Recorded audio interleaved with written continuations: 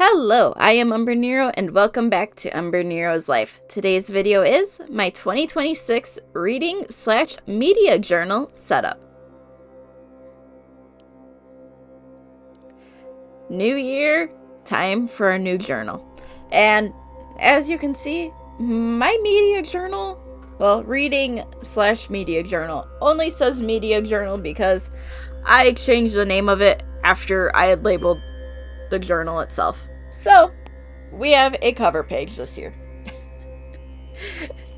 And it's a very simple one that I can always add to, which might happen.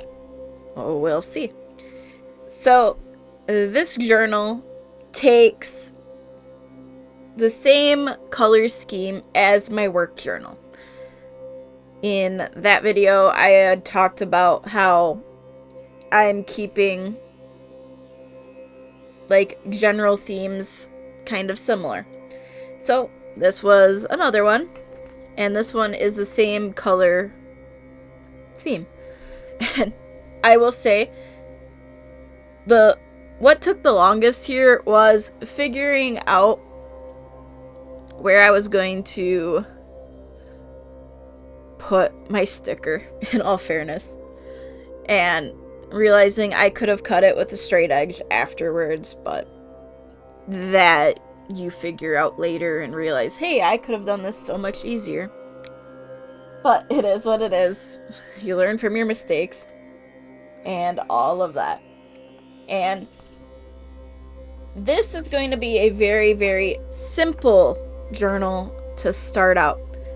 And this journal, actually, you're going to get to see monthly updates on it, because I'm going to be doing, at the end of the month, little recaps on how things have gone. Because there's some stuff that I'm trying to do here that if I don't have a reason to do it, I'm not going to. But I want to keep track of the books I'm reading, movies I'm watching, and the games I'm playing, and why I wanted to enjoy that type of media. I wanted to keep track of it better than I have in the past. So, the first official page in this journal is my to be spread, which is my to be read list and my to be played / watch list. So I combined them on a single one because if I don't, my to be read list could end up being 20 pages long and stuff like that. This way I actually have to be sure this is something I want to read, this is something I want to play or watch. And hey, you gotta go with the flow sometimes and work with what will actually help. And up along the top of this page, I actually have a little sticker that ended up going on very crooked, and I was having issues. I will openly say that. I was having issues. But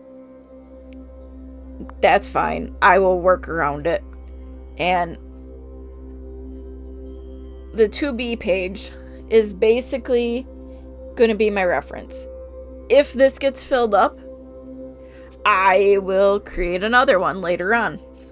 Maybe within a month, we'll see. But I wanted very minimal at the start of this journal because I want to focus more on what I am getting through over the course of the months.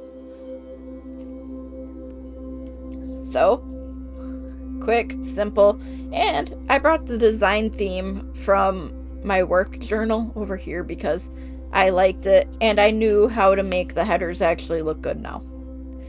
But it is what it is. This next page is probably the most important page in this journal. It is my what is the rating page. So I use Goodreads, and I usually put in my rating of how things are once I'm done with them. Well, I wanted to do that, but I wanted a more solid way of putting stuff in that felt appropriate to how I actually thought about it. So, I actually came up with an entire rating system that I am going to use and see how it goes. And that's specifically for books.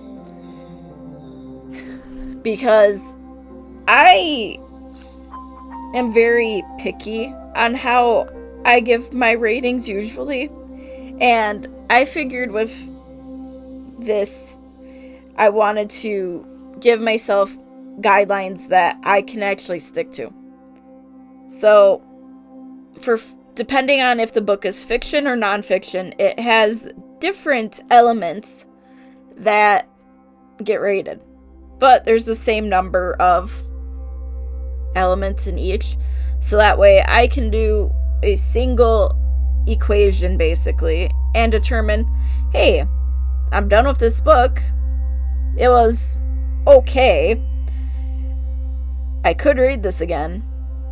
I'm not just giving a straight number. I'm actually looking at, alright, how did the writing feel? Was it cohesive? Was it good? Did I enjoy the book? How was the world building?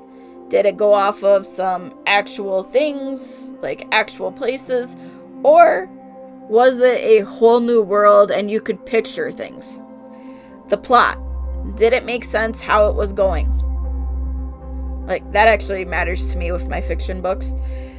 Characters. Were they easy to be consumed? Were you able to actually understand these characters? And then I have an other category. So for things that I couldn't really place into those, I gave the other category as a, well, they had very specific things that happened that were overly detailed. Well, that's going to be a knock on it. I'm not going to enjoy that. It will help me rate the books like more fairly with what I like. And I'm actually excited to try this. Nonfiction. The writing. Was it still good? Enjoyment. Same thing. The other category. Still there. But then the logic behind. Does some of that stuff make sense? Like, does some things seem way out there? Credibility. Is there actual sources cited, like, in the back? If there isn't, it's like, alright, well, I don't really trust this. Impact. Does this actually mean something? Or does this actually feel like it was worth reading? So I have very strict things that I will follow for my books now. And I didn't want to do two separate ones for books and then my games and movies. So that's why the games and movies have their own little square.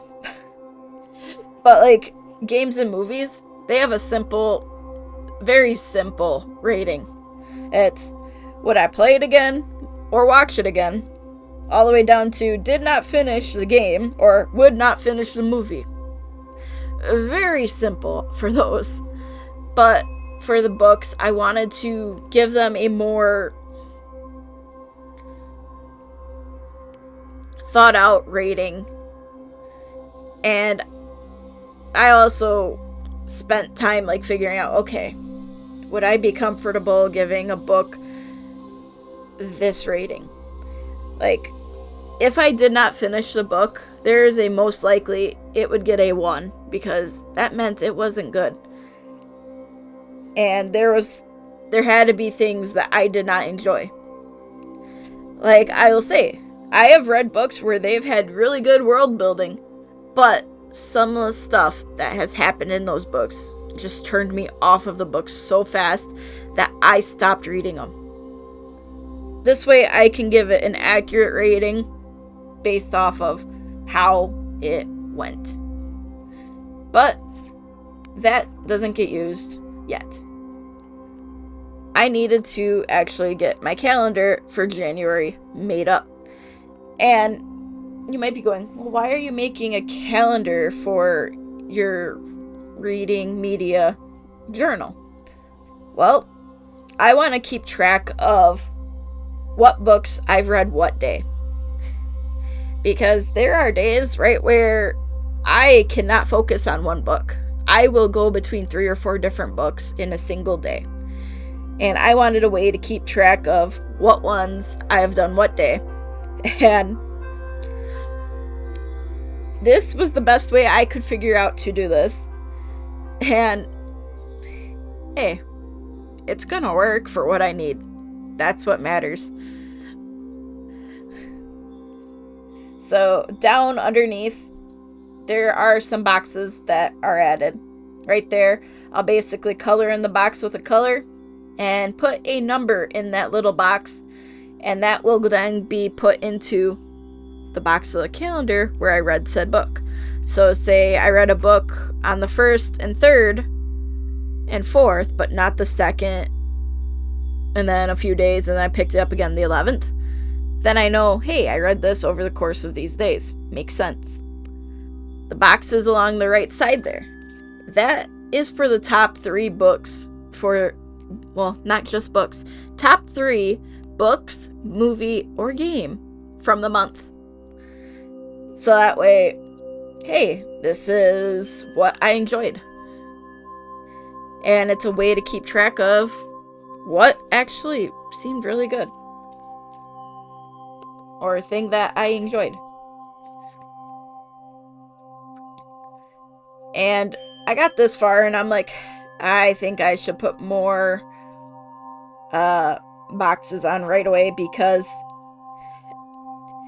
not even 10 minutes before doing that video, I borrowed like 5 books and they're all due back this month, so it is what it is. So here is where I am going to have the info for the books I will be reading. Well, books, games, and movies will be going. So the square that I drew first is where I'm actually going to put a picture of the cover. That's what those 3 squares on the previous page actually were as well. So spots where I can put the cover to actually remember, oh, it was this one. Stuff like that. The box that I was drawing right here was my rating box. I wanted a specific spot where I could keep track of my scores for a fiction book in this case, because I am putting in an example of one of the books that is going to be read, restarted on January 1st. And then I put in a couple areas that I wanted to keep track of for the books I'm reading. So the title, the author, the genre, the start date and end date, and why I chose to read it. And then at the bottom, the Goodreads rating at the start of the book, aka what it said when I started reading. And in a bit, you will see why I learned to adjust where something actually ends up going. But we'll wait a second before I truly talk on that part. But in my rating box, I put in my little categories that I take into consideration, which is the writing, the enjoyment, world building, the plot, character, and the other category. Then I gave a spot for where the average will go, so that little decimal point, and then what my Goodread rating will be for that title. Makes it so much easier, and all of that.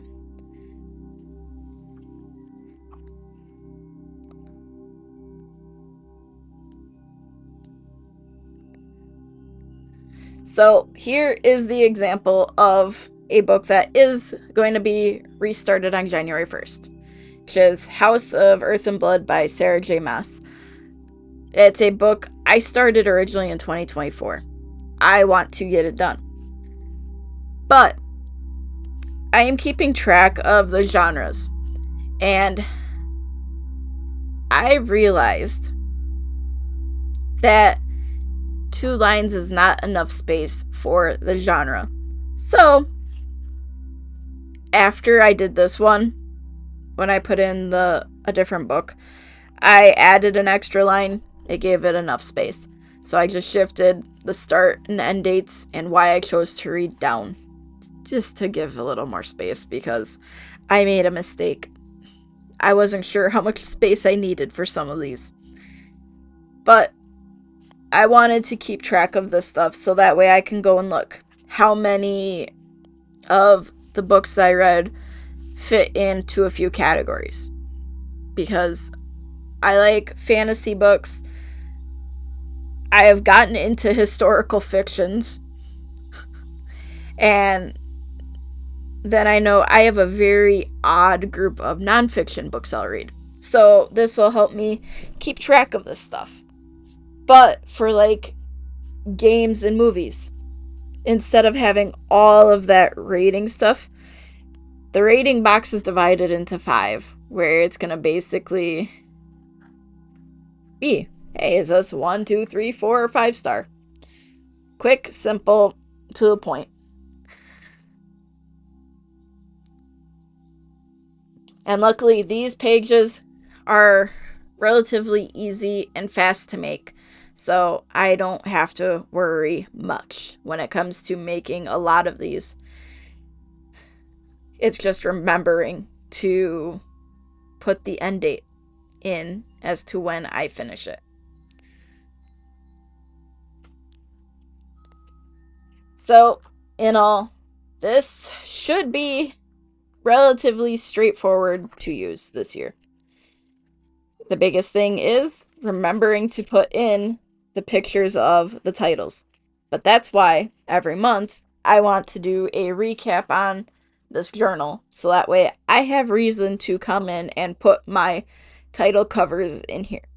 Because I'm not doing them as I go because that will take up way too much time and it won't really be worth it for printing them out so often.